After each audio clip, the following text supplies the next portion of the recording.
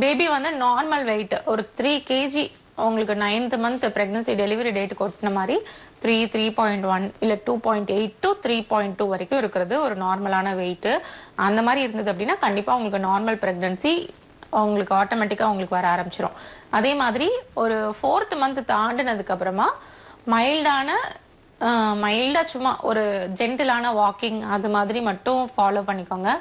அதுக்கப்புறமா கரெக்டா 9th month பாத்தீங்க அப்படின்னா கேஸ்டர் ஆயில் வந்து நம்ம அடி வயித்துல வந்து ஒரு ஒரு லாஸ்டா டேட்டுக்கு முன்னாடி ஒரு 15 டேஸ் வரைக்கும் நம்ம நல்லா அடி வயித்துல நம்ம அப்ளை பண்ணிக்கலாம். அப்ளை பண்ணிக்கிட்டோம் அப்படின்னா லைட்டா சும்மா 1 ஸ்பூன் 2 ஸ்பூன் எடுத்து சும்மா நம்ம அப்ளை பண்ணிக்கணும். அதுக்கப்புறமா டெலிவரி டைம்ல டேட் கொடுத்துட்டாங்க அப்படின்னா அன்னைக்கு காலையில கேஸ்டர் ஆயில் வந்து நம்ம இளநீல போட்டு நல்லா காய்ச்சின கேஸ்டர் ஆயில் அது ப்ரிப்பரேஷன் வந்து நம்ம பண்ணணும். அது எல்லாத்தையும் நான் சொல்லியிருப்பேன் நான் யூடியூப்ல.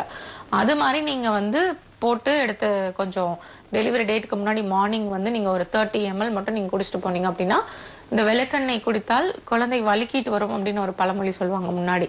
ஸோ அது மாதிரி உங்களுக்கு நார்மல் டெலிவரி உங்களுக்கு ஆக ஆரம்பிச்சிடும். பெயினும் இருக்காது. 10 minutes to 15 minutesக்குள்ள உங்களுக்கு டெலிவரி மேக்ஸிமம் உங்களுக்கு சைல்டு வந்து உங்களுக்கு வெளியே வந்துடும். ரொம்ப சிரமப்படுத்த மாட்டாங்க உள்ள வச்சுட்டு. ஸோ அந்த மாதிரி உங்களுக்கு ஃப்ரீயாகவும் இருக்கும். பெயினும் உங்களால டாலரேட் பண்ணி அதுக்கப்புறமா நீங்க குல்கந்து இது மாதிரிலாம் எடுத்துக்கலாம். 7th மந்த்ல இருந்து குங்குமப்பூ இருக்கு பாத்தீங்களா, அதெல்லாம் பால்ல போட்டு நீங்க எடுக்கலாம். அது எதுக்கு அப்படின்னா குழந்தை கலர் ஆகிறதுக்கு அப்படிலாம் இல்ல. யூட்ரஸ்க்கு வந்து நல்ல கண்ட்ராக்ஷன் ரிலாக்ஸேஷன் கொடுக்கும், நல்ல புல்லிங் பவர் வந்து கொடுக்கும். அதே மாதிரி ஆக்சிடோசின் இது மாதிரிலாம் நம்மளுக்கு பிரெக்னன்சி டயத்துல நம்மளுக்கு இன்டியூஸ் பண்ணி விடுறதுக்கு நல்லா ஹெல்ப் பண்ணும். ஸோ இதெல்லாம் நீங்க எடுத்துக்கலாம்.